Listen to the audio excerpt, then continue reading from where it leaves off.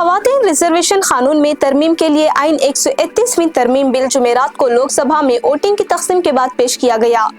Ivan में तकरीबन 40 minute की बहस के बाद बिल को पेश करने की मंजूरी दी गई, जिसमें 251 अरकान पार्लियामेंट ने हिमायत में जबकि 185 ने मुखालिफत में वोट दिया। मुजवज़ा आईनी तरमीम का मकसद पार्लियामेंट और रियासती असम्बलियों में ख़वातीन के लिए एक तिहाई नशिस्तें महफूज करना है।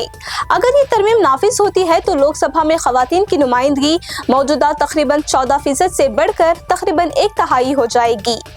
इस रिजर्वेशन के निफाज को 2011 की मरदमशुमारी की बुनियाद पर होने वाली हल्का बंदी से जोड़ा गया है।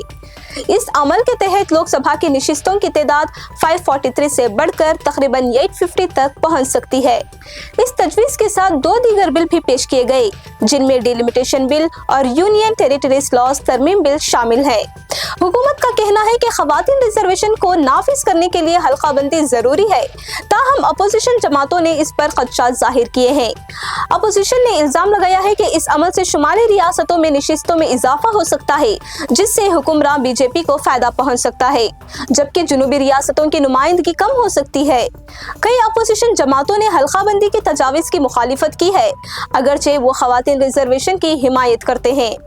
वज़ीर-ए-आज़म नरेंद्र मोदी ने ईवान को यकीन दहानी कराते हुए कहा है कि किसी भी रियासत के साथ नाइंसाफी नहीं होगी।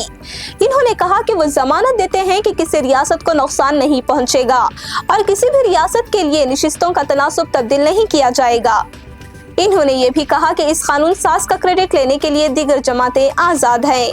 ताहम हुक्मरान एनडीए के पास आईनी तरमीम मंजूर कराने के लिए मतलूबा तादाद मौजूद नहीं है और इसे अपोजिशन की हिमायत दरकार होगी। लोकसभा में एनडीए के पास 293 अरकान हैं, जबकि अपोजिशन के पास 233 अरकान हैं।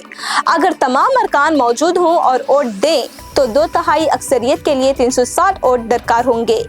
ताहम गैर जानिबदार वोटों की सूरत में ये हद कम हो सकती है, इसलिए समाजवादी पार्टी, तृणमूल कांग्रेस और डीएमके जैसी अहम जमातों की हिमायत फैसलाकुन साबित हो सकती है।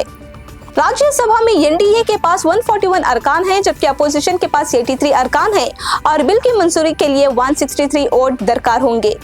इलाकाई जमातों और आज़ाद अरकान के किरदार को नतीजे के लिए अहम समझा जा रहा है। अगर ये बिल लोकसभा में मंजूर ना हो सका तो इसे राज्यसभा में गौर के लिए पेश नहीं किया जाएगा।